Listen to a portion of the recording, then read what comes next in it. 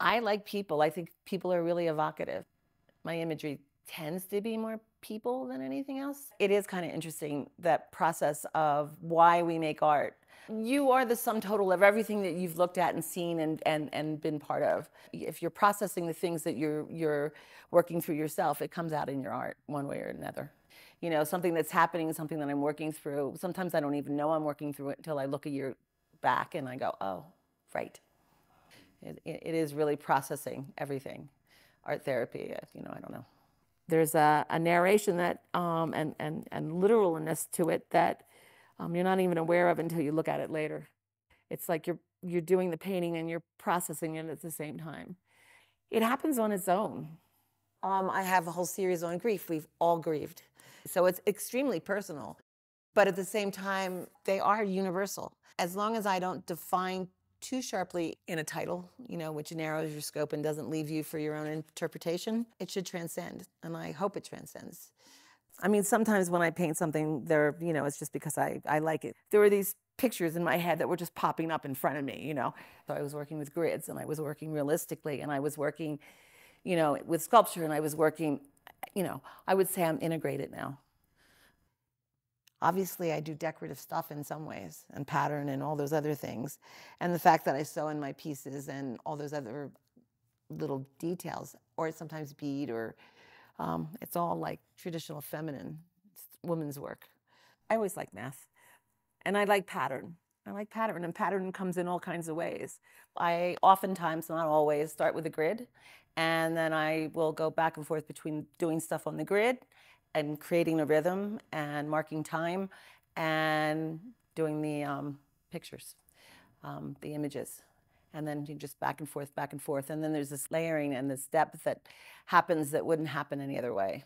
Acrylic paint is my basic. I use colored pencil, I use paper, I use thread, I'll sew on my pieces. It is at times, you know, within a framework, it is experimental. I usually work on anywhere from 5 to 10 pieces at a time. So I'll go through and I do a layer so that on all the pieces, and then I'll go back to the first piece again and do the second layer. This is the first square. 1, 2, 3, 4, 5, 6, whoops, 6, 7, 8, 9. When I start, every square it gets covered with some kind of mark.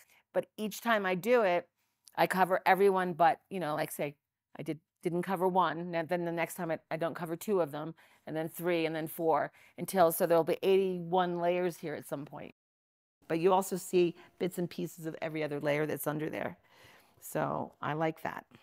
They're Islamic magic squares, and when they're used traditionally, they're used for designing tile and so forth, in a way of making pattern. And so they have symbolism and meaning as well. And so I use them. I explored them all mathematically and with the systems and stuff, and then it just captivated me. This is one where I square rooted it, and then I added all those numbers up.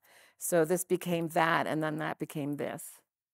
I mean, I really did play with it in all kinds of ways. And I did that with all of them. Well, it's like a whole system right there, all contained and with meaning. You know, I mean, I took from it what I wanted. When I work on my pieces, there's a relationship between time, because I go back and forth between this grid and the image, and the grid and the image.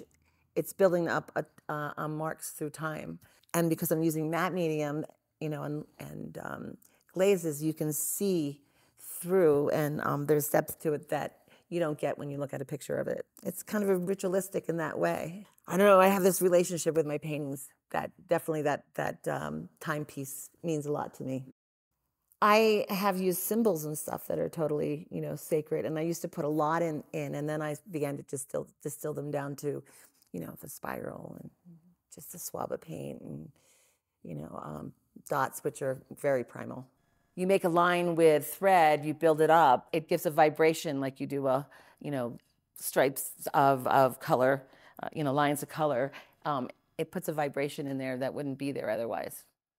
When, you know, I do these buildup of thread and stuff, it's tedious, and time consuming, but at the same time, it's also gratifying. People go, oh, takes a lot of time to do this, which doesn't say anything about the artwork itself. I have emotional ties to a lot of pieces, but at the same time, I'm getting them out. The only piece that I actually have that I've held on to is a painting of my grandmother I did in college. I am in the Capitol Collection in Santa Fe. I have lots of people, they collect me, and I'm spread out pretty far. It would be nice to think that I have a legacy. I think probably my bigger legacy will be having worked with the kids. The Youth Mural Program was set up to give the kids the greatest voice, also to connect them to the past here, to their community. You're teaching kids how to problem solve, and that's really what art is you're problem solving, your creative process.